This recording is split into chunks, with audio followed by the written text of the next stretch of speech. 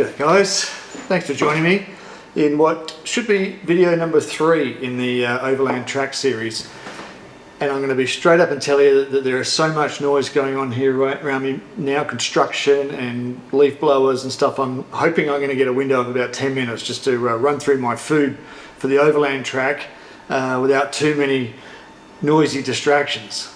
Anyway, let's get on with it. So if you've seen the previous 2 videos in this series, you'll know that I'm heading down to the Overland Track in Tasmania. I'm actually leaving on Thursday. It's now Tuesday, so I'm about 48 hours away from heading to the airport. So I'm just producing a series of videos before, during and after the trip, so that if you're planning your own Overland Track trip, you can learn from my experience and hopefully you can get something out of it that helps you to plan your own trip. And if you're not planning to do the Overland Track yourself, well, you can just sit back and enjoy it through the lens of my camera. And so that's the goal here. But so today I want to talk to you about the food I'm taking and why I've made the decisions about what to take. And it's a bit of a trade-off between sort of enough calories, enough variety, the right macros, and obviously the weight, because you've got to carry all of your food in, and everything, all the waste, all the packaging's got to come out. So there's no rubbish disposal on the track. There's nowhere to buy any more food. Once you start the track, you won't see any other food option other than what you've got with you until you get to sort of Lake St Clair at the end, and there's a kiosk there where you can buy some food. So with that in mind, we're planning 8 days on the track, which is a little longer than most people. Most people take 5 or 6 days. We're planning 8 because we want to do as many of the side trips as we can, and we don't want to rush. You know, it's a big effort to get down there. It's a fair bit of cost and time and effort to sort of plan a trip like this, and we figure, why rush? We're going to get all the way there. Let's enjoy the experience as best we can. So consequently, I need 8 days worth of food with me. So without further ado, let me run through. I'll run through the different breakfast, lunch, and dinner and snacks that I've got here, and explain a little bit about why I've chosen different things. So let's start with the beginning of the day. I've got quick 2-minute oats, and now I'm not taking this whole bag, but it will be about half of that bag. I'm actually going to divvy this up into little Ziploc bags, 1 per day. Chuck a teaspoon of sugar in there so that it's sort of ready to just heat up. Now actually, this is a good chance to let you know, this is my cooking kit. So I've got a little pot, titanium pot, little stove, gas bottle. I can't take this one with me. I'm in Singapore, so I can't obviously fly with that. I'll be getting a new one when I get down there. A cup and a spoon and a fork. So everything has to work with this little cooking kit here, and it's largely about just boiling water. Other than noodles, which we actually cook the noodles in the pot, it's fundamentally you boil water and you either add that to a rehydrated meal, or you add the noodles or whatever into the pot, the porridge into the pot, and you just make it in the pot. Then you just eat it out of the pot or out of the bag if it's a rehydrated meal. So it's all about keeping it as simple as possible, and to minimize the amount of actual cooking that you do. You're fundamentally just boiling water, because you've got to make your gas last the whole trip. Now a big bottle like that should last 8 days if I'm careful with it. I'll either have a big one like that or 2 small ones, depending on what I can get when I get down there. So anyway, starting back to the start of the day, start the day with some porridge and some dried fruit, some cranberries and strawberries there. I've got some whey protein powder. I'm going to chuck like a tablespoon of protein powder in there, and when I get down there I'm going to get some powdered milk. Rob, one of the guys that's coming with us, he's bought a big bag of powdered milk, and he's going to give me some of that when we get down there. So I will make up little Ziploc bags, 1 for each day, that's got all the ingredients in it, and all I have to do is basically boil some water in the pot, chuck the empty the Ziploc bag in there, stir it around for a couple of minutes, and then it's ready to eat. So that's breakfast. A lot of carbs to sort of start the day and get a bit of energy for the track. Lunch, I've got these tuna packets, and I've got a variety. I've got 4 different types, 2 of each, and these came like in a multi-pack. Believe it or not, they're very hard to find stuff like this in Singapore. I had to get these off of Amazon, and they came from America, which was kind of crazy. You'd think you'd be able to buy stuff like this. You can buy cans, but they just don't have these foil packs. These foil packs are great because there's hardly any wastage. There's no water or in the packet. Once you empty the tuna out, you've just got an empty foil packet, which doesn't really weigh very much, and it's relatively easy to transport out. Whereas cans, you're carrying a bit of water or oil in the can, and obviously the weight of the can itself, you've just got to carry all the way. So these are good if you can find them. And to complement that, I've got some spicy mee goreng noodles or some rice vermicelli sort of noodles. I'll alternate between the two. And the idea being is I'll cook the noodles and then chuck the tuna in there, mix it around, just add a bit more protein, a bit more flavour to the meal. Worst case scenario, if I can't actually fire up the stove at lunchtime or whatever, well, I can just eat the tuna straight out of the packet, and realistically I could eat the noodles dry or just skip them and save them, have them for dinner or something like that. So that's the basic idea for lunch. Now, in past trips where I've done, I've taken some fresh food, some cheese and some sort of salami and biscuits and wraps and things like that. A lot of people do that sort of thing, and it works. It's a little bit more weight, but if you do that even just for the first 3 or 4 days, it's no problem. The trouble is I'm coming from Singapore and I can't take any fresh food into the country, and I won't have enough time when I get into Tassie to actually go to the supermarket and buy these things. So I'm not relying on that. I'm basically taking things that I know I can take through customs, which is all pre-packaged food. So that's the basic strategy there. For dinners, I'm going to be having the backcountry rehydrated meals. I've got 5 of those ordered, along with a laksa and a couple of macaroni cheese pasta packs. So a total of 8 dinners. And those, you can't get them here in Singapore, strangely enough. So I've ordered them from Snowy's in Adelaide, had them shipped to Rob's place, and Rob's going to bring them with him so that he can give them to me when I meet up with him in Launceston. So they'll be going in, they'll be the dinner. So each night dinner is some sort of rehydrated meal.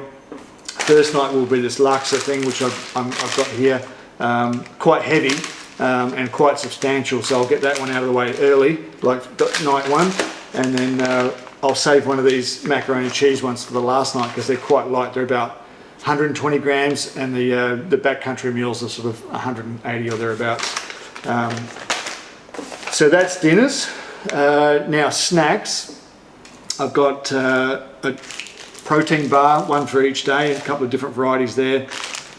Peanut M&Ms, absolutely essential hiking, camping food, so I've got one little packet of those each day. I've got these sort of dehydrated fruit crisps things. I've got a few of those. They're just extras that I'm chucking in just if I'm particularly hungry one day. And I've got some hot chocolates, 4 of those, so sort of one every other day. Bunch of coffees. I've got a combination of these Robert Tim's coffee bags, which are pretty good. Just basically add boiling water.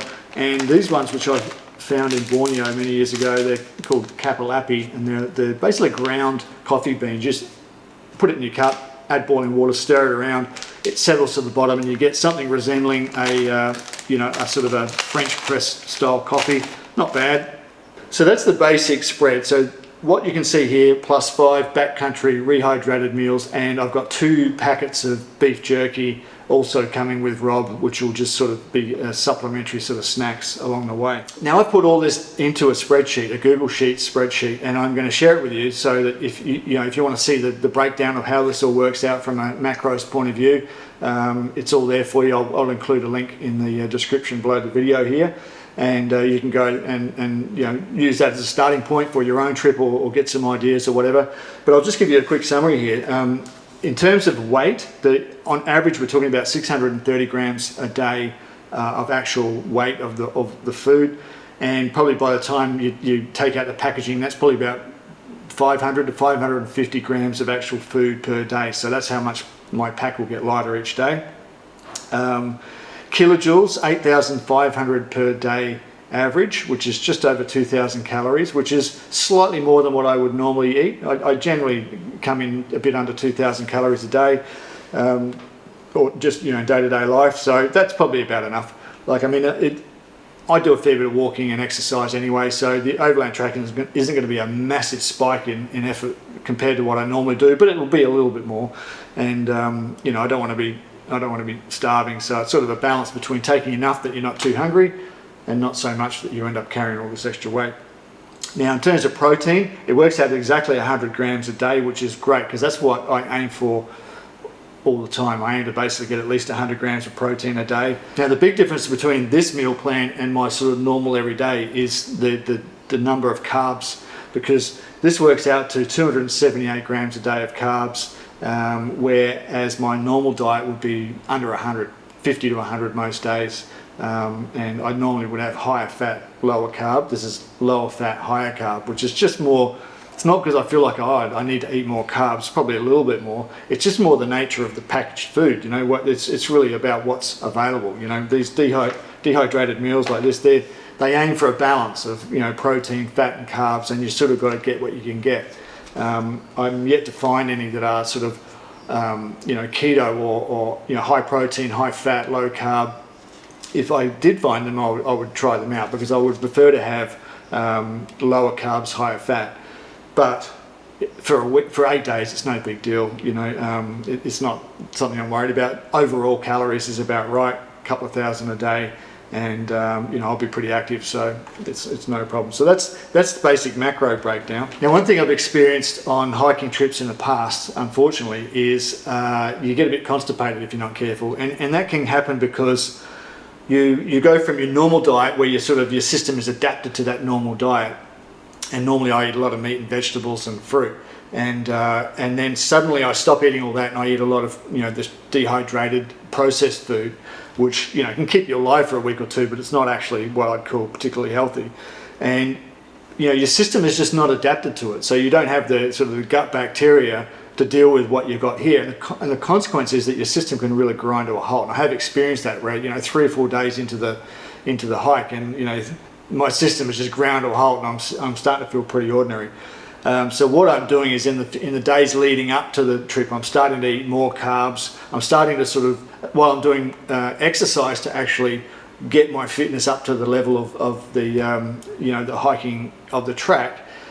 I'm also starting to, you know, incorporate more carbs and things in my diet. You know, a bit of porridge for breakfast, stuff like that. So I'm sort of blending the transition between before and during the hike. Alright guys, so now what I'm going to do is I'm going to divvy these all up into 8 different bags, like this Ziploc bag here, and give them all a number. I've got the ingredients of each bag on a little printed out bit of paper, which will go in there as well, just so I know what's in there. I know it's very nerdy and completely unnecessary, but you know, that's just the sort of person I am. So I'm going to do all that now, and then when I get to Tassie and get the other gear from Rob, I'll just add it into the appropriate bags, and then they will just go right into the bottom of my pack, so that each day I just need to pull out, you know, pack 1, pack 2, pack 3, whatever, and I know that that's my food for the day.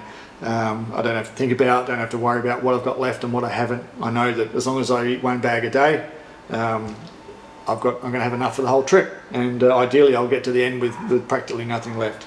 So I'm going to get on and do that, and I will see you in the next video, which will be me heading to the airport, flying to Australia, getting to Tasmania, catching up with the guys, and getting it out onto the actual track. So after several videos of sort of, you know, getting to the start line, the next video we're actually going to see the overland track, and I cannot wait to get down there. So I'll see you guys in the next video.